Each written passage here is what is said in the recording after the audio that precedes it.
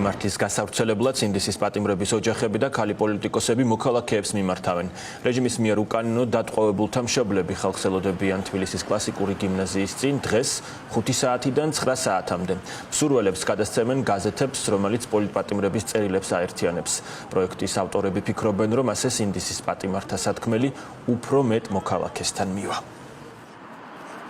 ქართული ოცნების გუნდის პროპაგანდისტურ და ბინძურ მანქანას უნდა დაუპირისპიროთ სიმართლე, იმიტომ რომ ოცნება გვიყალბებს ისტორიას, უყალბებს პოლიტპატიმრებს საქმეებს, სასამართლოში, პროკურატურაში, აყალბებს ჩვენს ყოველდღიურობას, ამიტომაც მნიშვნელოვანია სიმართლე, მართალი სიტყვა მივიტანოთ ყველა ქართულ ოჯახამდე, როგორც თბილისში, ასევე რეგიონებში და დღეს პირველი სკოლის წინ ჩვენს მოქალაქეებს ველოდებით მაქსიმალურად დაგვეხმარონ ჩვენ და პოლიტპატიმრების ოჯახებს, რომ მათი ოჯახის წევრების სიტყვები მივიდეს თითოეულ ჩვენს მოქალაქემდე. სიმართლის გასავრცელებლად გაზეთების ტირაჟებს ვზრდით, მარაგები შევსებულია და ჩვენ დღეს ველოდებით ყველა მოქალაქეს, ყველა გულშემატკივარს ინდისის პატიმრებისას, რომელიც ფიქრობს, რომ აუცილებელი არის მათზე ლაპარაკი ხალხში, რომ ეს გაზეთი წავიდეს ყველა სამეზობლოში, ყველა სოფელში, ყველა რაიონსა და ქალაქში. დღეს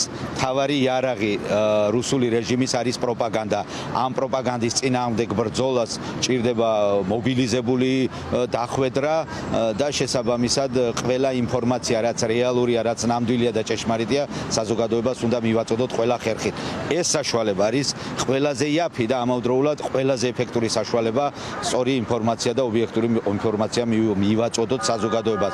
ჩვენ ამას გავაგრძელებთ, ვიდრე არ გადავტეხთ ცრუ ნარატივს და ცრუ პროპაგანდას დღევანდელი რუსული რეჟიმის.